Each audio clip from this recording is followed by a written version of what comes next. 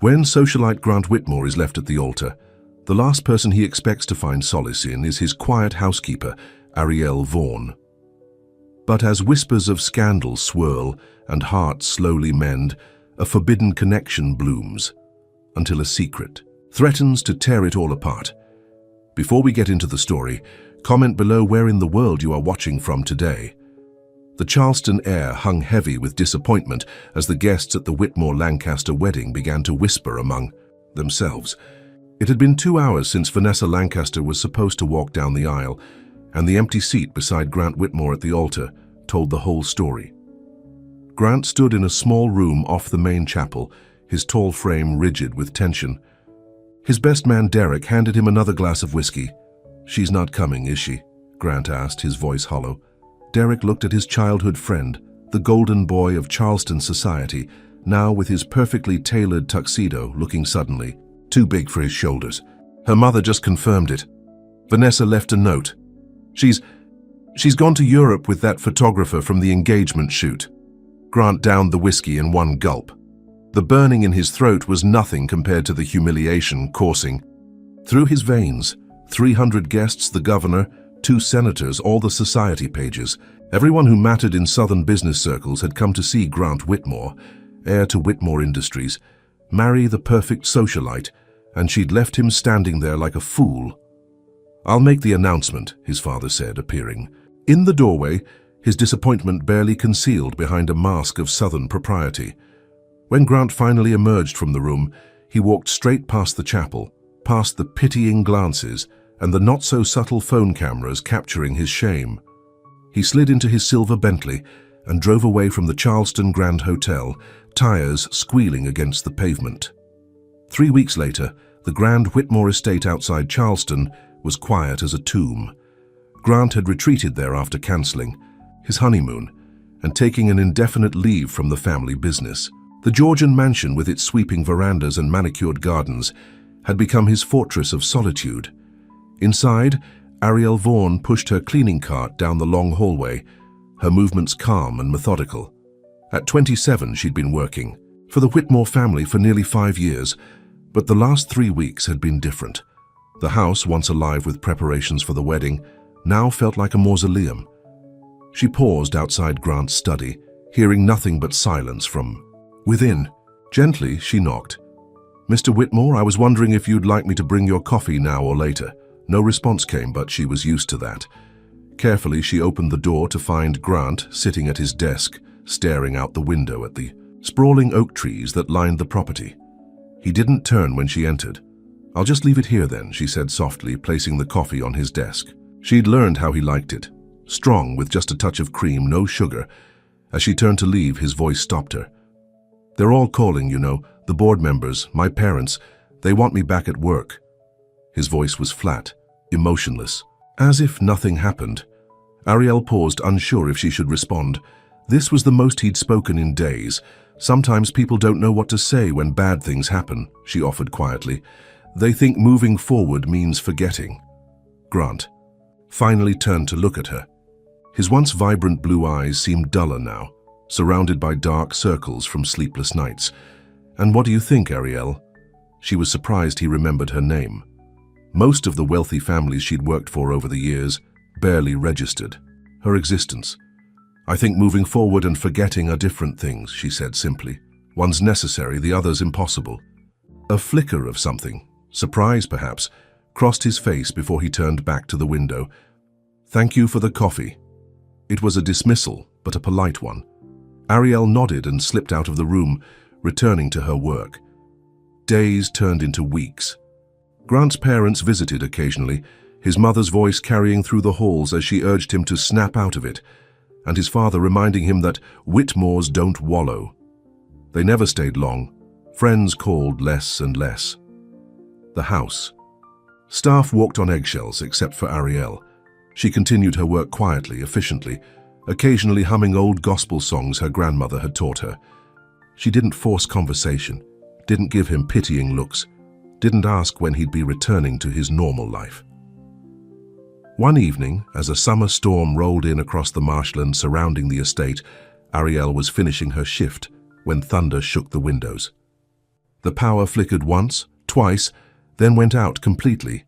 She found emergency candles in the kitchen and lit a few, planning to leave them for Grant before heading to her small apartment above the garage. Walking through the darkened house, she noticed a sliver of dim light coming from the drawing room. Inside, Grant sat in an armchair, a glass of whiskey in hand, a single battery-powered lamp casting long shadows across his face. He looked up when she entered, his expression unreadable in the half-light. "I brought some candles," she said, placing them on a side table. "Thank you," he replied. Then after a pause, "You don't have to rush off." Ariel hesitated, then sat in a chair across from him.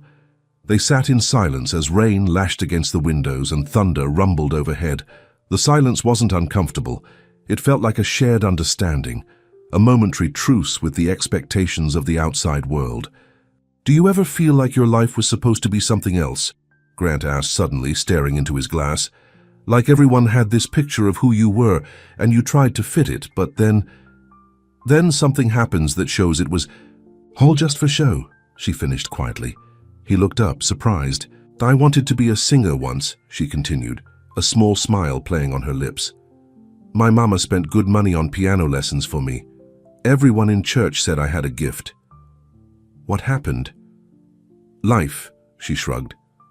"Mama got sick. Medical bills piled up. I needed steady work more than I needed dreams."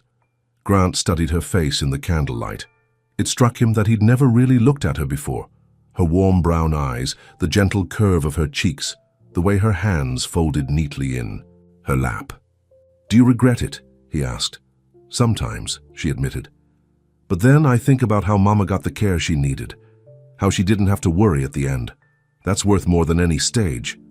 They talked until the storm passed and the lights flickered. Back on.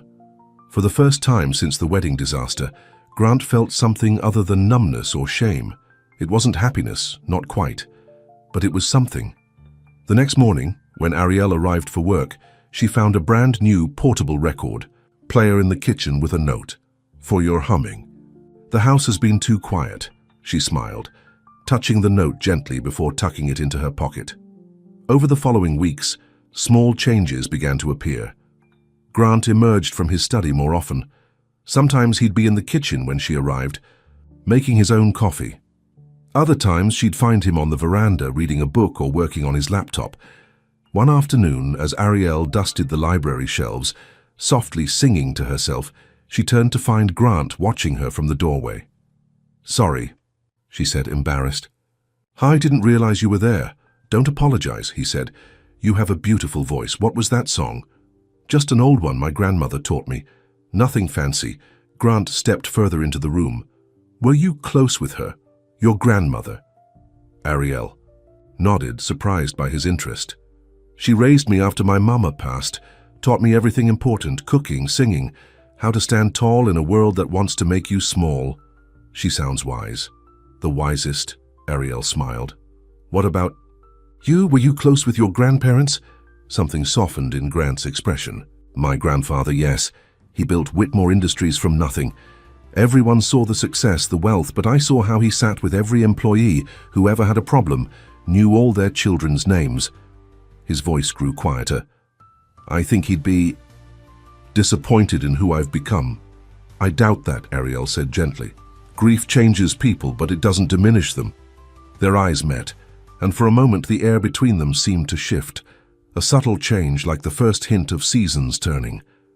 That night, for the first time in months, Grant took out his leather journal.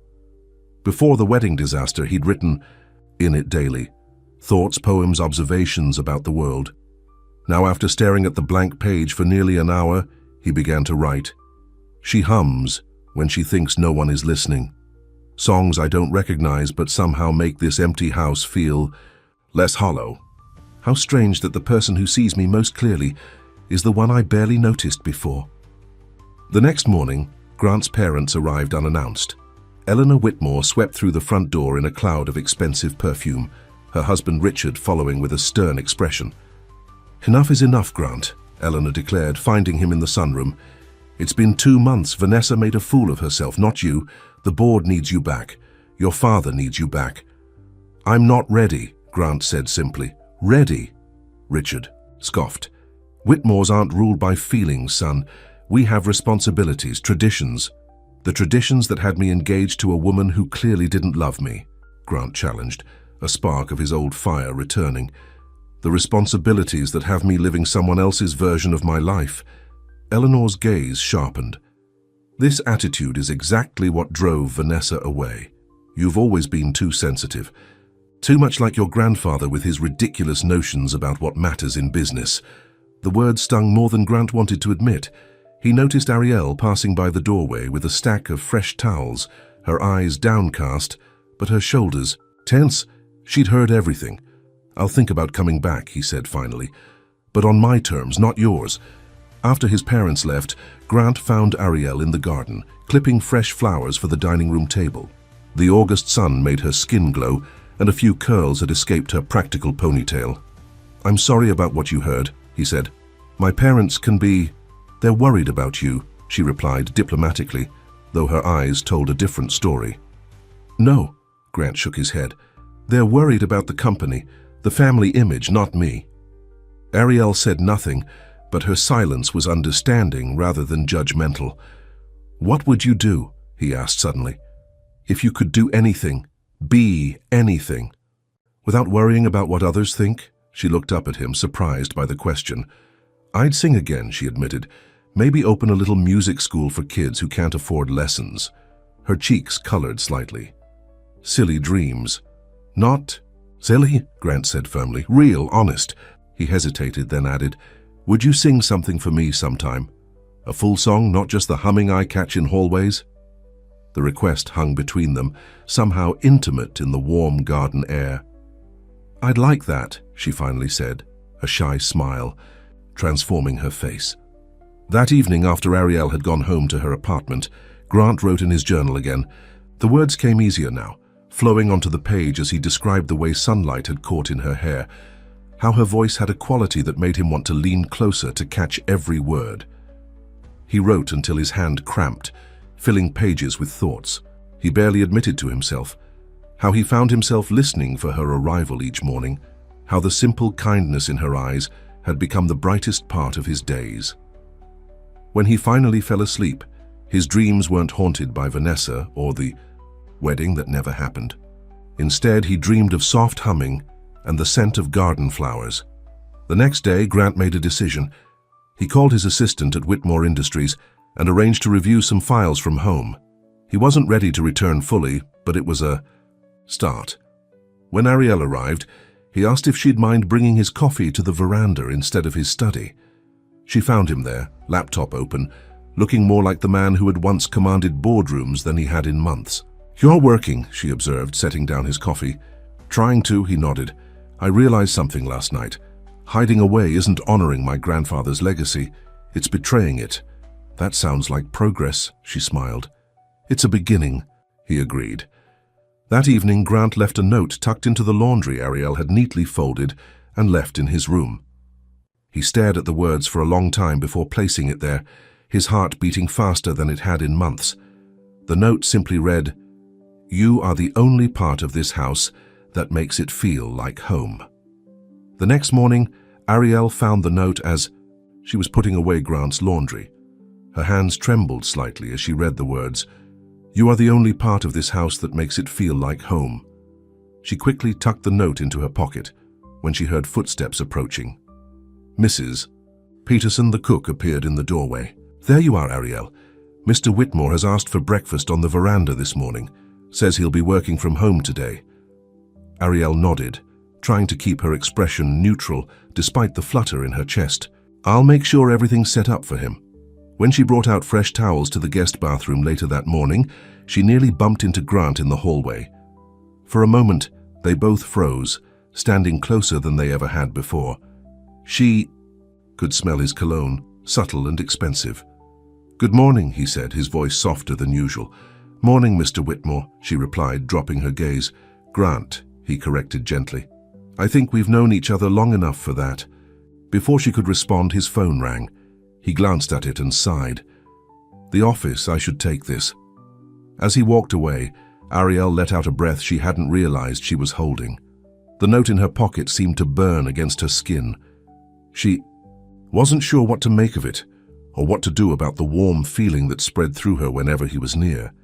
Later that day, Grant's sister Charlotte arrived, breezing into the house like a hurricane in designer clothes. "Well, well," she said, finding Grant in his study. The prodigal brother emerges from his cave of self-pity. Grant rolled his eyes but smiled. Unlike his parents, Charlotte had always been on his side. "I wouldn't call it emerging, just dipping my toes back into reality." Charlotte flopped onto the leather sofa across from his desk. "Mum says you're being stubborn about returning to work." "Mom thinks anything less than total compliance is stubborn." "True," Charlotte laughed, then her expression softened. "How are you, really?" Grant considered the question. A month ago, he would have given a one-word answer. Surviving. But now, "I'm finding my way," he said finally. "Things are starting to feel possible again." Charlotte studied him curiously. "Something's different about you. There's a light back in your eyes." Before Grant could respond, Ariel knocked lightly on the open door, a tray of iced tea in hand. "Mrs. Peterson thought you might like refreshments," she said. "Perfect timing, thank you." Grant smiled warmly at her. Charlotte didn't miss the way her brother's eyes followed Ariel as she set down the tray and quietly left the room. "Well, well," Charlotte murmured, a knowing smile spreading across her face. "Perhaps I've found the source of that light." "Don't start," Grant warned, but his sister was already sitting up straighter, intrigued. "She's pretty," Charlotte observed, "and clearly not like the social climbers you usually date." "Ariel is an employee, Charlotte, who you're on a first-name basis with," she pointed out. "The Grant I knew 3 months ago barely noticed the staff existed." Grant busied himself, pouring tea. "She's been kind during a difficult time, that's all." Charlotte hummed skeptically. "Whatever you say, brother dear." After Charlotte left, Grant found himself restless. Her teasing comments had hit closer to home than he wanted to admit. Was he being obvious about his growing feelings for Ariel? And if so, what did that mean for both of them? The divide between them wasn't just employer and employee. It was worlds apart. His family's old money and influence, her humble background. How would his parents react, the board members, the society pages that had already had a field day with his failed wedding? More importantly, what would Ariel think? The last thing he wanted was for her to feel pressured or uncomfortable in what was essentially her workplace. That evening, as sunset painted the sky in shades of pink and gold, Grant wandered down to the garden where Ariel was clipping fresh herbs for the kitchen. She had changed out of her work uniform into a simple sundress, her hair loose around her shoulders. "You're still here," he said, surprised. "I thought your shift ended at 5. She looked up, brushing a strand of hair from her face. "Mrs. Peterson asked if I'd help with dinner preparations. She's making your favorite, shrimp and grits. You know my favorite foods." A slight blush colored her cheeks. "It's my job to notice things." Grant stepped closer, taking in the gentle curve of her face in the fading light. "And what else have you noticed, Ariel?" Her eyes met his, steady and warm. "That you're starting to live again, not just exist. It suits you." The words hung between them, honest and unadorned. No games, no hidden agendas, so different from what he was used to in his world. "Charlotte thinks," he began, then stopped. Himself. "My sister has some interesting theories about why I'm feeling better these days." "Oh?" Ariel's voice was carefully neutral. Grant's courage faltered. "She thinks I'm finally moving on from Vanessa. It wasn't exactly a lie, but it wasn't the full truth either." Ariel nodded, accepting his words at face value. "That's good," she said simply. "You deserve happiness." As she turned to go back inside, Grant called after her, Would you like to stay for dinner? Not as staff, but as a guest?" The invitation surprised them both. Ariel hesitated, her expression unreadable. "I don't think that would be appropriate, Mr. Whitmore." "Grant," he corrected again. "Grant," she acknowledged softly. "But my answer's the same. Good night." She disappeared into the house, leaving him standing alone in the garden, the scent of jasmine heavy in the air. Later that night, Grant found himself writing again, his pen moving quickly across the pages of his journal. She turned down dinner, She was right to do so. There are boundaries, invisible lines drawn between people like me and people like her. But when I'm with her, those lines seem meaningless, arbitrary. She sees me, not the Whitmore name, not the family fortune, just me. How rare that is, how precious. The next morning, Grant had meetings in Charleston.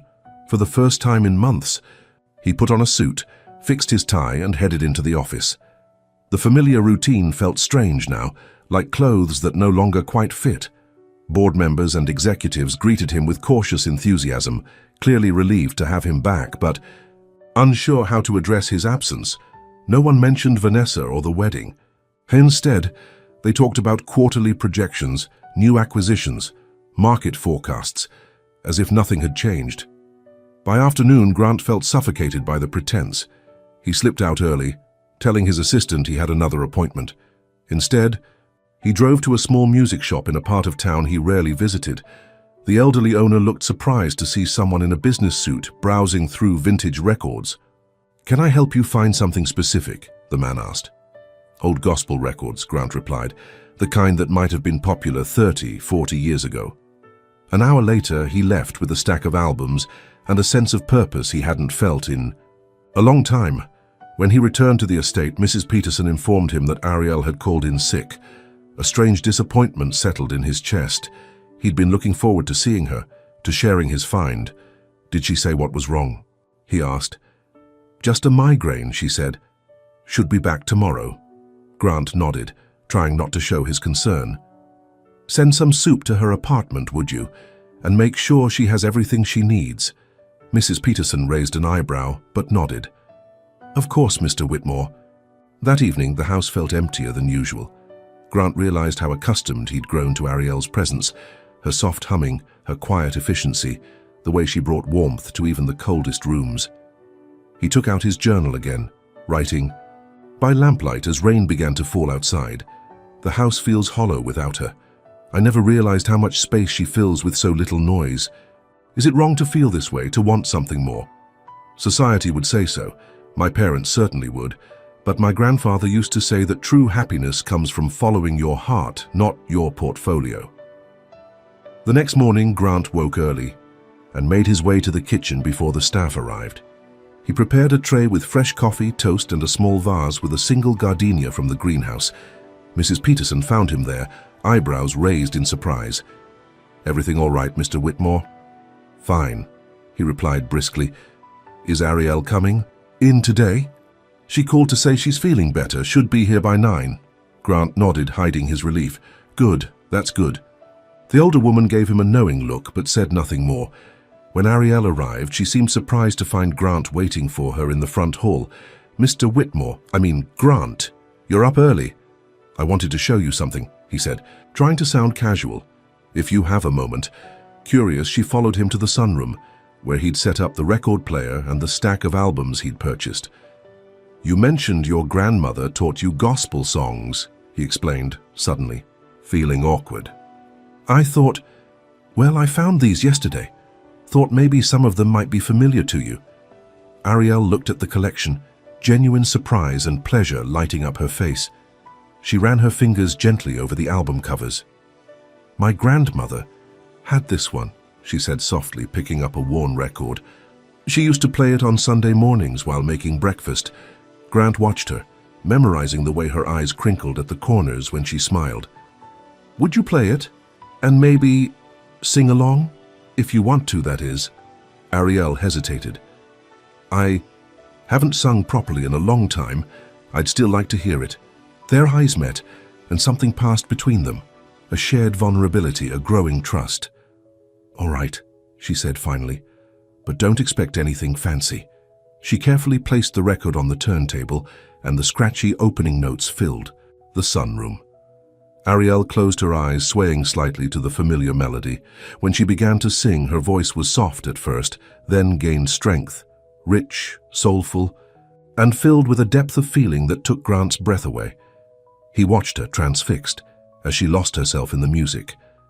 This wasn't the reserved, professional Ariel who moved quietly through his house. This was a woman with passion, with dreams, with a gift that had been set aside but never truly forgotten. When the song ended, Ariel opened her eyes to find Grant staring at her with undisguised admiration. "That was beautiful," he said simply. She looked away, suddenly self-conscious. "Thank you for this. It's been a long time since I've heard these songs." "Why did you stop singing?" Grant asked gently. "You have an incredible voice." Ariel shrugged, but the gesture couldn't mask the sadness in her eyes. "Life doesn't always go the way we plan. After Mama died, there were bills to pay. Singing doesn't keep the lights on, but it lights something inside you," Grant observed. "I could see it." She met his gaze, allowing him to see a glimpse of the dreams she usually kept hidden. "Maybe someday," she said softly, "when the time is right." The moment was interrupted by the ringing of Grant's phone. He glanced at it with annoyance. His father calling. "I should get back to work," Ariel said quickly, professional distance returning to her voice. "Thank you again for the records." As she turned to leave, Grant made a sudden decision. "Ariel, wait. There's a charity gala for the Children's Hospital this weekend. My family hosts it every year at the country club. Would you want to go with me?" The invitation hung in the air between them, changing everything.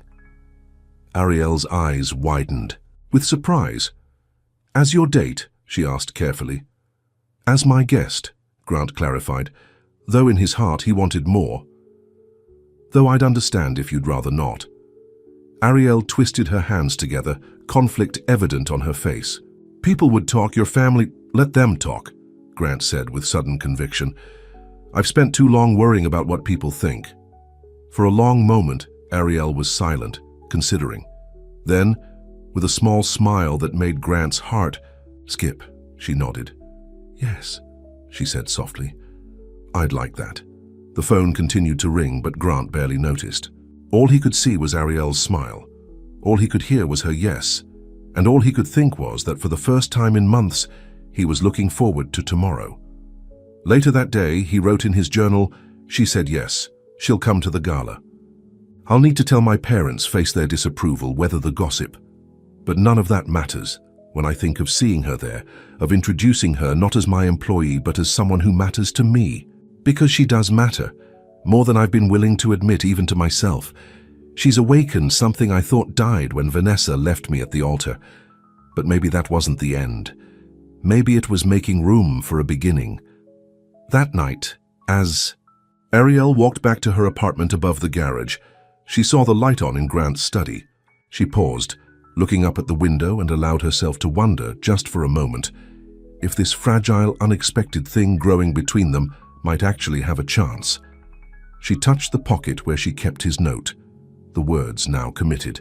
"To memory, you are the only part of this house that makes it feel like home." With a mixture of hope and fear, she whispered to the night air, "What are we doing, Grant Whitmore?"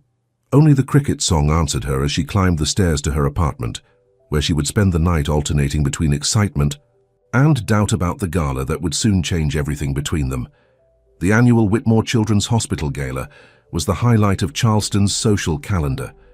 For decades, the city's elite had gathered in their finest attire to raise money for sick children and, perhaps more importantly, to see and be seen. In her small apartment above the garage, Ariel stared at her closet with growing panic. She had exactly one dress that might be appropriate, a navy blue cocktail dress she'd worn to her cousin's wedding last year. It was pretty enough, but nothing like the designer gowns that would fill the ballroom of the Charleston Country Club. Her phone chimed with a text message from Grant. "Car will pick you up at 7. Looking forward to tonight." Ariel's stomach fluttered with a mixture of excitement and dread. What was she thinking, agreeing to this? She didn't belong in Grant's world of champagne and chandeliers. She belonged behind the scenes, invisible. A knock at her door startled her. She opened it to find Charlotte Whitmore standing there, holding several garment bags. "Oh good, you're home." Charlotte breezed past Ariel into the apartment. "We don't have much time." "Miss Whitmore, what are you—" "Charlotte, please," she corrected, laying the garment bags on Ariel's bed. "And I'm here because my brother may be brilliant in business, but he's clueless about the minefield he's walking you into tonight." She unzipped one of the bags, revealing a stunning emerald green gown. "You'll need armor." Ariel touched the silky fabric cautiously. "I can't accept this." "You can and you will," Charlotte said firmly. "Grant told me he invited you to the gala. Do you have any idea what you're walking into?" Ariel sat down heavily on the edge of the bed. "A mistake, probably." Charlotte's expression softened. "No, not a mistake, but definitely a statement." She sat beside Ariel. "Look, the Charleston elite are sharks, and they smell blood in the water since Vanessa left Grant at the altar. They'll be watching his every move tonight, and they'll be watching you." "Why are you helping me?" Ariel asked. "You barely know me," Charlotte smiled. "Because my brother looks at you the way our grandfather used to look at our grandmother. Like you hang the moon and stars. I haven't seen him this alive in months, maybe years." Ariel felt her cheeks warm. "It's not like that between us." "Maybe." "Not yet," Charlotte winked. "Now try on this dress. I brought a few options." 2 hours later, Ariel barely recognized herself in the mirror. The emerald gown fit perfectly, making her skin glow. Charlotte had helped with her makeup and hair, turning her practical ponytail into soft waves that framed her face. "There," Charlotte said with satisfaction. "Now you look the part." "Thank you," Ariel said sincerely, "but I'm still terrified." Charlotte squeezed her hand. "Just remember, you have as much right to be there as any of them. More, actually, since most of them are terrible people with good pedigrees." When the car arrived, Ariel took a deep breath and made her way down the stairs. Grant was waiting beside the black town car, handsome in his tuxedo. When he saw her, his eyes widened, and for a moment, he seemed at a loss for words. "You look," he finally managed, "absolutely beautiful." "Your sister helped," Ariel admitted. "She thought I needed armor." Grant laughed softly. "That sounds like Charlotte." He offered his arm. "Shall we?" The drive to the country club was quiet, both of them nervous in different ways. As they approached, Ariel could see camera flashes outside. Local press documenting the arrivals of Charleston's finest. "We don't have to do this," Grant said suddenly. "We could go somewhere else. Anywhere." Ariel looked at him, surprised by the vulnerability in his eyes. This wasn't just about her discomfort. He was nervous too. "No," she said with newfound determination. "Your family hosts this event. It's important. We're going." Grant smiled, relief and admiration in his eyes. "Then we're going together." The moment they stepped out of the car, the whispers began. Ariel felt the weight of curious stares as Grant guided her through the entrance with his hand at the small of her back. The ballroom was spectacular. Crystal chandeliers, white floral arrangements, string quartet playing softly in the corner. At the far end, Eleanor and Richard Whitmore greeted guests in a receiving line. When Eleanor spotted her son with Ariel, her practiced smile faltered for just a second. "Breathe," Grant whispered to Ariel. "You belong here." They made their way through the crowd toward his parents. Eleanor recovered quickly, her society smile firmly back in place. "Grant, darling, you're late." Her eyes flickered to Ariel. "And you've brought a guest." "Mother, father, you know Ariel Vaughn," Grant said firmly. Richard Whitmore's eyebrows rose slightly. "The housekeeper." Ariel felt her cheeks burn, but Grant's hand remained steady at her back. "Actually," he corrected, "Ariel is my date this evening." The emphasis on the word date was unmistakable. Eleanor's smile grew tighter. "How unexpected," she said. "If you'll excuse me, I need to check on the auction items." As his parents moved away, Grant turned to Ariel. "I'm sorry about that." "Don't be," she said. "I knew what I was walking into." Throughout the evening, Ariel felt the curious stares and heard the whispered comments. Old Charleston money didn't mix with the help. It simply wasn't done. But Grant remained by her side, proudly introducing her to business associates and family friends. During dinner, they were seated at the main table with the Whitmore family. Charlotte gave Ariel an encouraging wink from across the table, while Helena maintained a chilly politeness that barely masked her disapproval. "So, Ariel," Eleanor said during the dessert course, her voice carrying just enough to be heard by nearby tables, "how long have you been cleaning houses?" The table fell, silent. Grant tensed beside her, but Ariel touched his arm gently. "I've been working for your family for 5 years, Mrs. Whitmore," she replied calmly. "Before that, I was putting myself through community college while caring for my grandmother." "How admirable," Eleanor said with a tight smile. "And what were you studying?" "Music education," Ariel answered. "I had hoped to teach children someday." "Ariel has an amazing voice," Grant interjected. "She could have been a professional singer." Eleanor's smile didn't reach her eyes. "How fascinating. And yet here you are folding our laundry."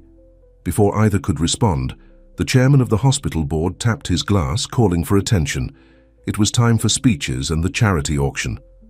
Grant leaned close to Ariel's ear. "I'm sorry. About my mother. It's all right," she whispered back. "She's just protecting what she values." "I have different values," he replied, his eyes holding hers. As the speeches began, Ariel noticed Vanessa Lancaster enter the ballroom with a tall, handsome man on her arm. The woman who had left Grant at the altar was exquisitely dressed in a red gown that commanded attention. Whispers rippled through the crowd. Grant followed Ariel's gaze and stiffened. "I didn't know she'd be here." "Are you okay?" Ariel asked softly. He looked at her, really looked at her, and something in his expression changed. "You know what? I am. Completely okay." The auction began, with items ranging from vacation homes to artwork donated by local artists. When a weekend at a mountain cabin came up for bid, Grant raised his paddle. The bidding was fierce, but he was determined, finally winning with a generous sum. "Congratulations, Mr. Whitmore," the auctioneer announced. "A weekend getaway in the Blue Ridge Mountains." As the evening progressed, Vanessa made her way through the crowd toward their table. Ariel felt Grant tense beside her. "Grant," Vanessa's voice was honey-sweet as she approached. "You're looking well." "Vanessa," he acknowledged coolly. "I'm surprised to see you here. Daddy's been on the hospital board for years," she shrugged elegantly. "Family tradition." Her gaze shifted to Ariel, curiosity and something like amusement in her eyes. "And who's this?" "This is Ariel Vaughn," Grant said, his voice warm with pride. "Ariel, this is Vanessa Lancaster." Ariel nodded politely. "Miss Lancaster, Vanessa's..." Perfect eyebrows arched. "Vaughn, the name isn't familiar. Are you new to Charleston society?" Before Ariel could respond, Grant answered for her. "Ariel works at my estate. She's also the most genuine person in this room." Surprise flickered across Vanessa's face, quickly replaced by a calculating smile. "How progressive of you, Grant." She touched his arm lightly. "We should catch up sometime for old time's sake." "I don't think so," Grant said firmly. "Those times are firmly in the past." Vanessa's smile faltered.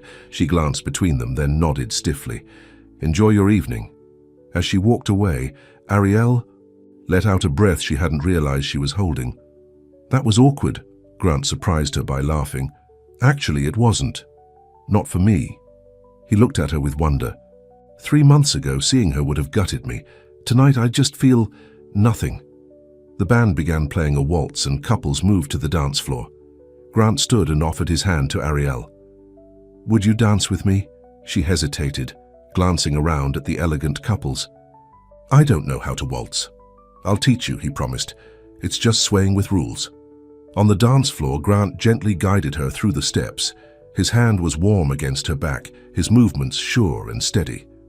After a few tentative turns, Ariel relaxed into the rhythm. "You're a natural," he murmured. "I have a good teacher." She smiled up at him. As they danced, Ariel was acutely aware of the eyes watching them. Eleanor Whitmore's disapproving stare, Vanessa's calculated assessment, the curious glances of Charleston society. "Everyone's watching us," she whispered. "Let them," Grant replied, drawing her slightly closer. "I don't care what they think." "Your mother cares," Grant sighed. "My mother will always care about appearances, but I'm done living my life for other people's approval." As the music ended, Grant kept hold of her hand. "Would you like to get some air? The garden is beautiful at night." They slipped away from the ballroom onto a moonlit terrace. String lights twinkled in the carefully manicured hedges, and the scent of jasmine hung in the warm night air. They were alone, the sounds of the gala muffled behind them. "I'm sorry about tonight," Grant said quietly. "The way my mother spoke to you, Vanessa showing up..." Don't apologize, Ariel said. I knew what I was getting into. Grant turned to face her, taking both her hands in his. Did you? Because sometimes I think I don't even know what I'm doing. Ariel looked up at him, her heart racing. What are you doing, Grant? Breaking all the rules I was raised with, he admitted.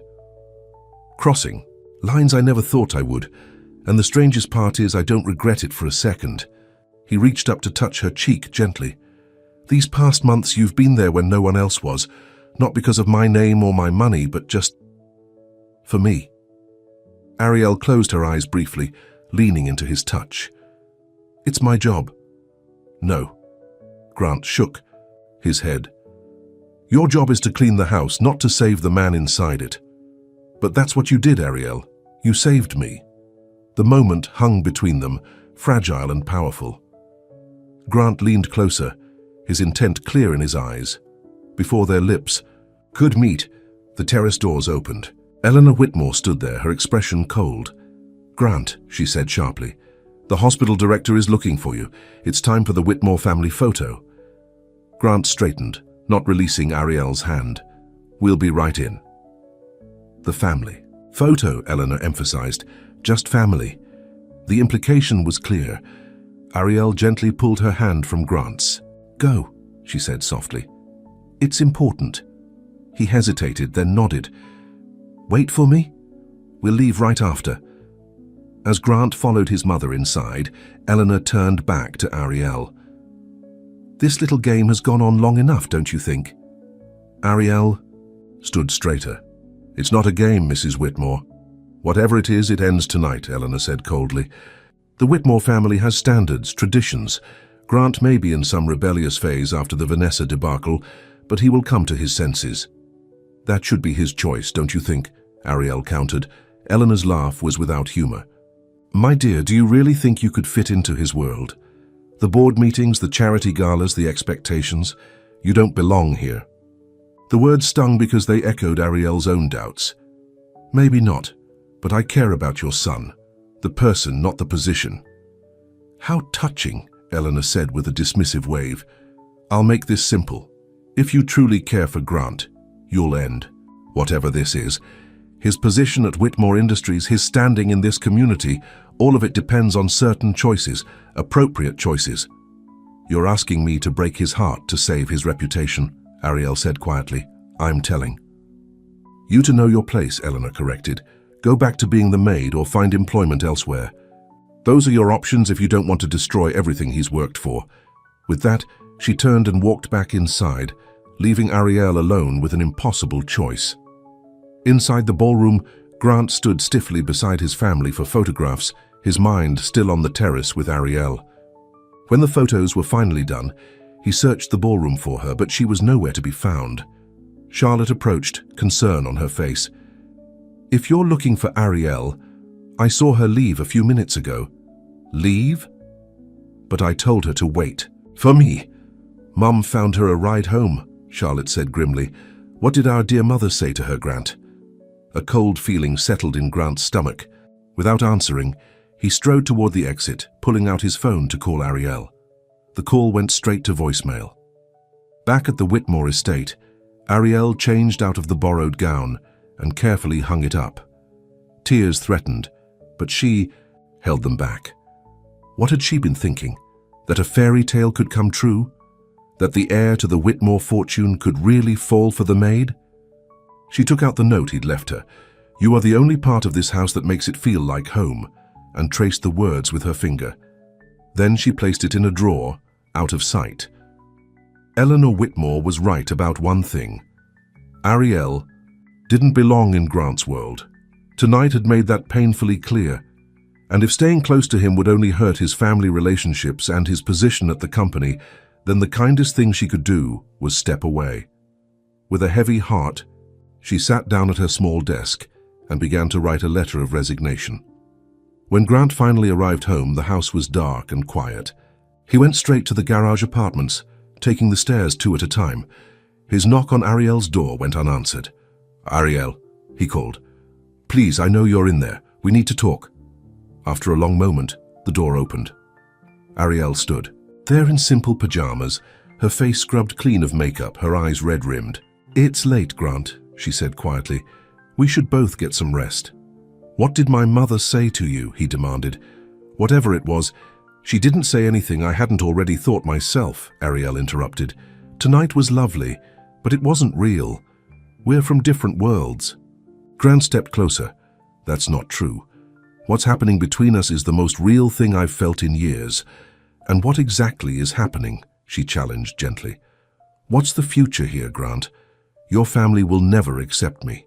Your business. Associates won't respect you. The society pages will have a field day with the billionaire and the maid." "I don't care about any of that," Grant insisted. "But you should," Ariel said sadly. "It's your life, your legacy." She handed him an envelope. "This is my 2 weeks' notice.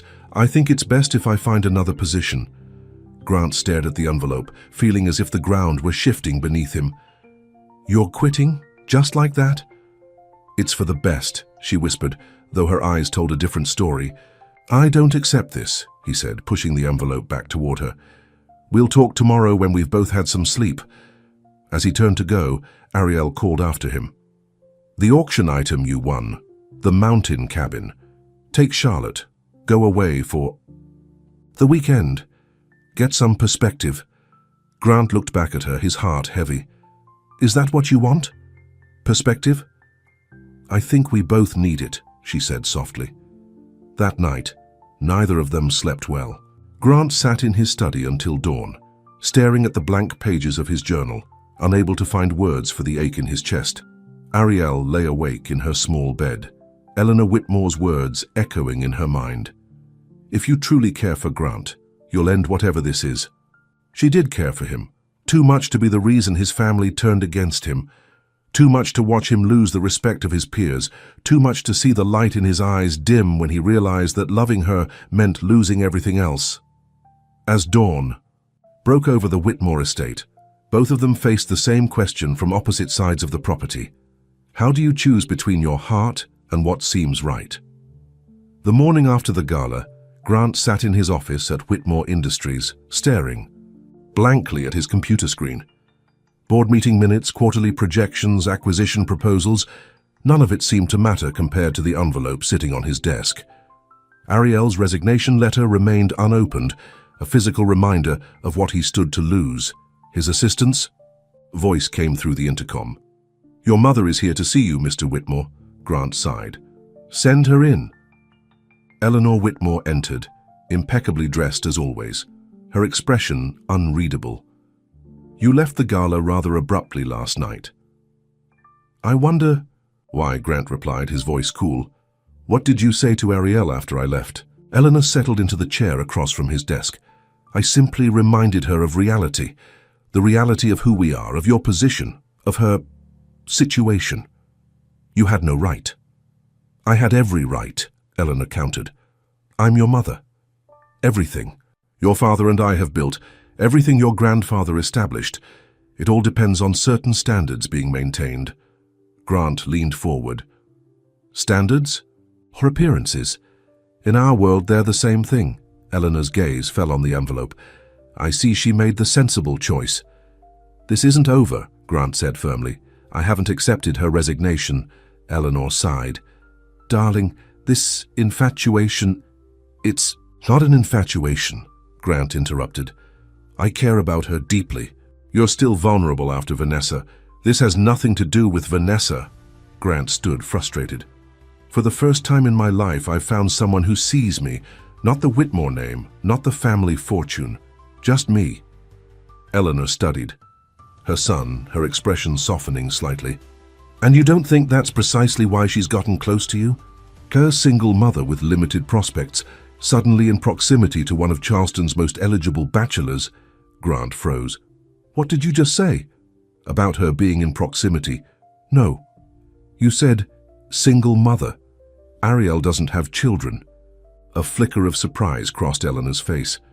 "She hasn't told you." She pulled a folder from her designer handbag and placed it on the desk. "I had our security team do a standard background check. Ariel Vaughn has a 6-year-old daughter, named Melody, currently living with Ariel's aunt in Atlanta." Grant stared at the folder, his mind racing. A daughter? Why hadn't Ariel mentioned her? All those conversations, all those moments of growing closeness, and she'd never once spoken of having a child. There's more, Eleanor continued. The father is listed as unknown on the birth certificate. She was 19 when she had the child, dropped out of her music program. The background check shows she sends most of her salary to Atlanta every month. Grant sat heavily in his chair, trying to process this information. Why are you showing me this? Because you need to see the complete picture, Eleanor said gently. She's not being honest with you, Grant. Whatever you think is happening between you, it's built on omissions and half-truths. After his mother left, Grant sat alone in his office, the unopened folder taunting him. Part of him wanted to burn it, unread, to trust Ariel completely. But another part, the part still raw from Vanessa's betrayal, needed to know the truth. He finally opened it, scanning the contents quickly. His mother hadn't lied. Ariel did indeed have a daughter named Melody. There were school records, medical forms, even a photo of a beautiful little girl with Ariel's smile. The pain of this discovery wasn't that Ariel was a mother. It was that she hadn't trusted him enough to share this fundamental truth about herself. Meanwhile, at the Whitmore estate, Ariel moved through her duties mechanically, fighting back tears each time she remembered the gala and its disastrous ending. She kept expecting Grant to appear, to confront her about her resignation, but he remained at the office all day. When she returned to her apartment that evening, she found a package outside her door. Inside was the emerald gown she had worn to the gala, now dry cleaned, with a note from Charlotte. Keep it. It was always meant for you. Ariel hung the dress in her closet, a beautiful reminder of a night that could never be repeated. Then she called the number she dialed every evening. "Hey, Auntie May," she said when her aunt answered. "Can I talk to Melody?" Her daughter's excited voice came through the phone. "Mommy, guess what? I got an A on my spelling test." Ariel smiled, through her tears. "That's wonderful, baby. I'm so proud of you. When are you coming to visit? It's been forever." "Soon, sweetheart. I promise. Maybe sooner than we planned." After talking to Melody, Ariel made another difficult call. To a former employer in Atlanta, who had always said there was a position for her if she ever returned. The pieces of a new life were falling into place. A life away from the Whitmore estate, away from Grant, away from the impossible dream that had briefly seemed possible. The next morning, Grant still hadn't returned to the estate. Mrs. Peterson informed Ariel that he had called to say he'd be spending the weekend at the mountain cabin he'd won at the auction. "Alone?" Ariel asked before she could stop herself. Mrs. Peterson shrugged. "Didn't say, just asked me to pack his bag and have the caretaker ready the cabin." Ariel nodded, trying to ignore the ache in her chest. Perhaps it was for the best. A clean break would be easier than a prolonged goodbye.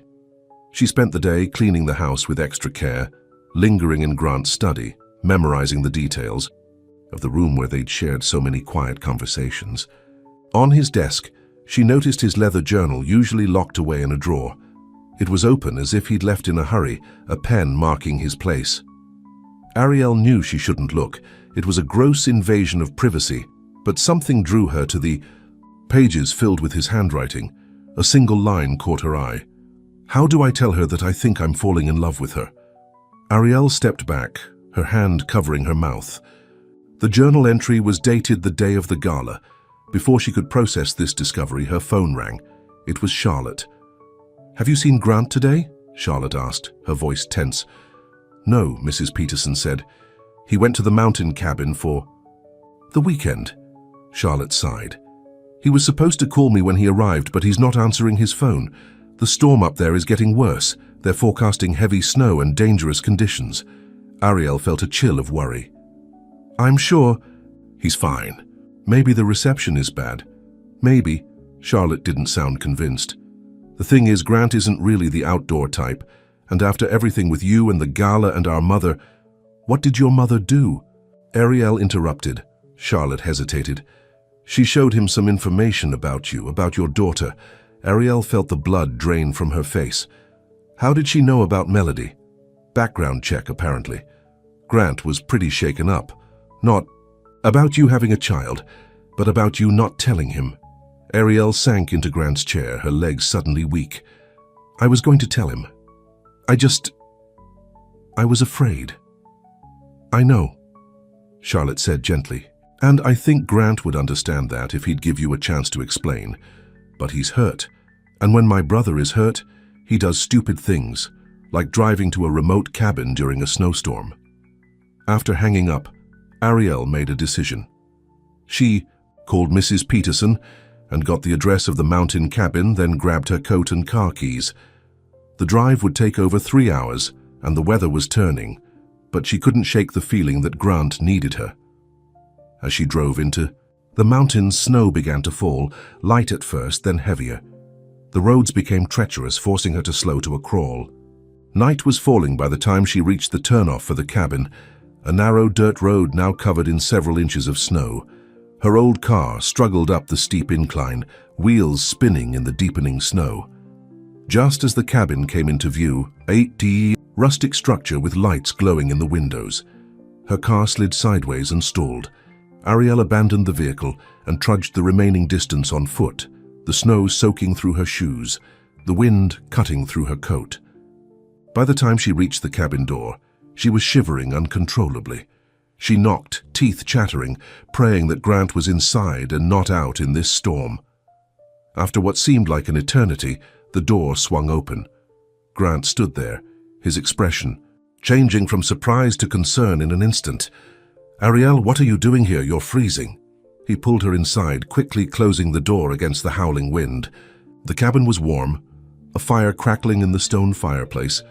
"My keycar got stuck," she stammered through chattering teeth. "I was worried about you." Grant guided her to the fireplace, wrapping a blanket around her shoulders. "You drove all the way up here in this storm because you were worried about me?" She nodded, unable to speak as warmth slowly returned to her body. Grant disappeared into the kitchen, returning with a mug of hot coffee which he pressed into her hands. As Ariel warmed up, the weight of everything that had happened settled between them. Grant sat across from her, his expression guarded. "Why? Didn't you tell me about your daughter?" he asked finally. Ariel stared into her coffee. "At first because it wasn't relevant. You were my employer. Then, as we grew closer, I was afraid." She looked up at him. "Afraid it would change how you saw me. Afraid you'd think I was after your money for her. Afraid you wouldn't want someone with that kind of responsibility. You thought I was that shallow." "No," she said quickly. "I thought the world you live in was that judgmental. And I was protecting Melody too. She's been through enough disappointment. I couldn't let her get attached to someone who might not stay." Grant was quiet for a long moment. "Tell me about her." A smile touched Ariel's lips. "She's amazing, smart, kind, musical like me. She's in first grade now, living with my aunt in Atlanta while I try to save enough for our own place. That's why you send most of your salary to Atlanta." Ariel nodded. "Your mother told you?" "She did a background check," Grant admitted. "I'm sorry for the invasion of privacy." "I should have told you myself," Ariel sighed. I got caught up in what was happening between us. It felt like a dream, and I didn't want to wake up." Outside, the storm intensified, wind rattling the windows. Grant stood and added another log to the fire. "What are we doing, Ariel?" he asked softly. "What is this between us?" She looked up at him, finally ready to be completely honest. "I think I'm falling in love with you, and it terrifies me." Grant's eyes widened.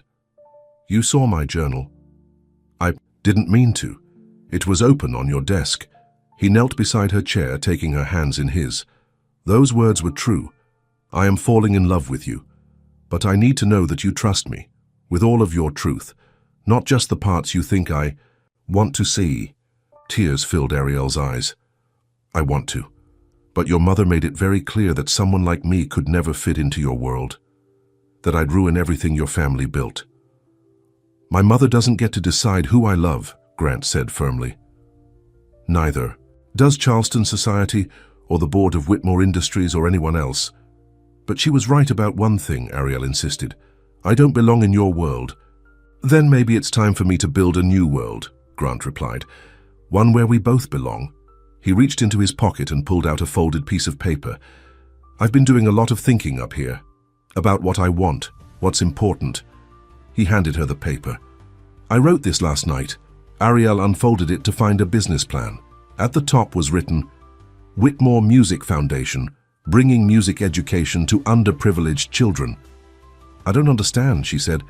"My grandfather believed business should serve the community, not just stockholders," Grant explained. "He set aside a trust that I control, separate from the family business. I want to use it to create a foundation that provides music education to kids who couldn't otherwise afford it." He took her hand. "And I want you to run it." Ariel stared at him in disbelief. "Me? Who better? You have the musical background, you understand what these kids need, and you have the heart for it." His eyes held hers. "It would mean a salary that could support you and Melody in Charleston, a chance to use your talents to make a difference." "And us?"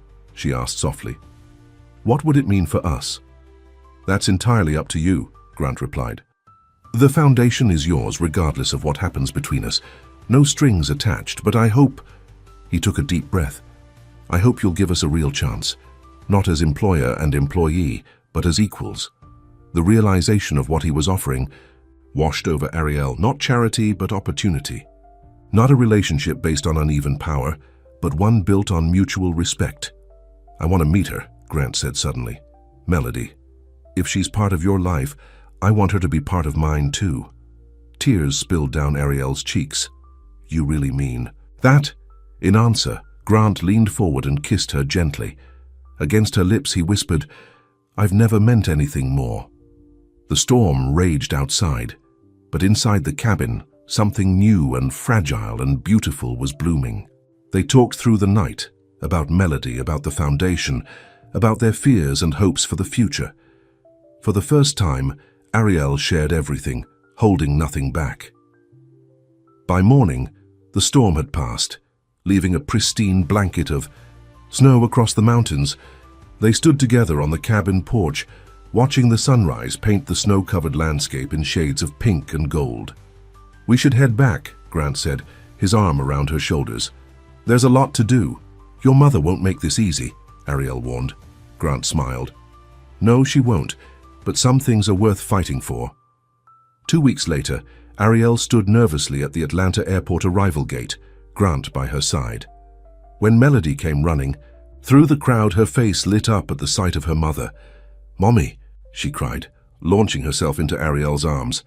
Ariel held her daughter tight, tears of joy streaming down her face. "I missed you so much, baby."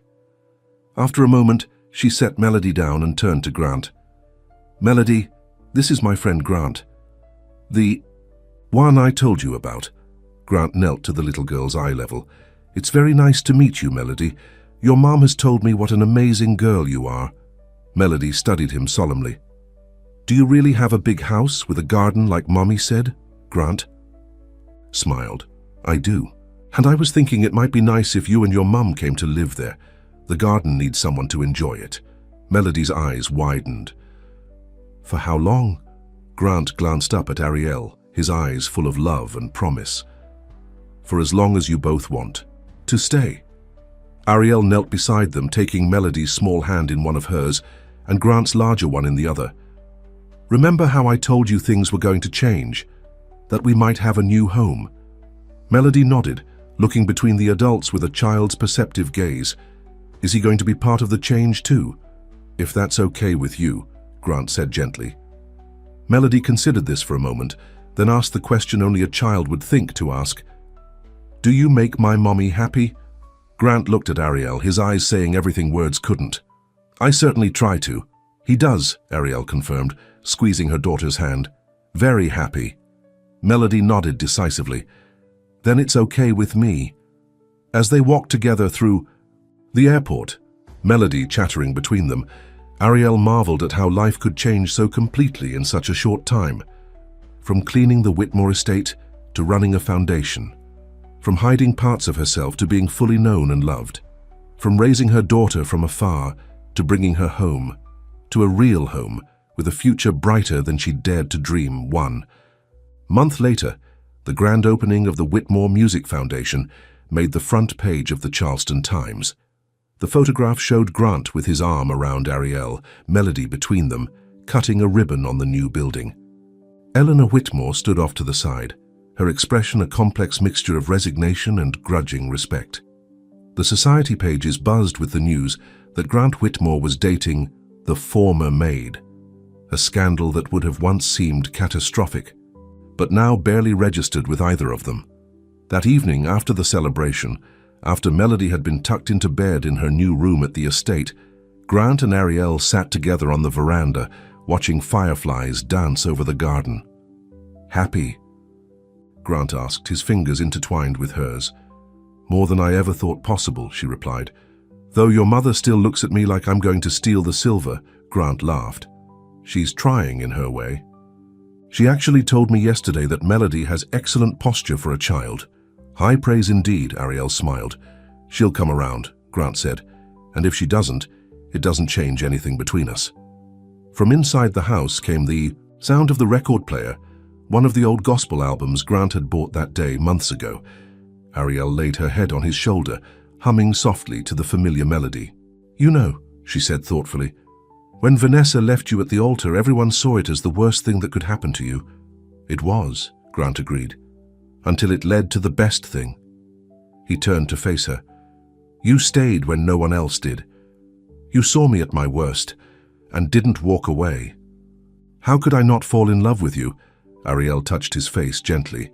"I stayed because even at your worst you were worth staying for." As the music played and the night deepened around them, they shared a kiss that felt like a promise. One, made not in the spotlight of a society gala or the drama of a snowstorm, but in the quiet certainty of two hearts that had found their way home. Because sometimes the most extraordinary love stories begin in the most ordinary ways, with someone who simply stays when everyone else has gone. The end.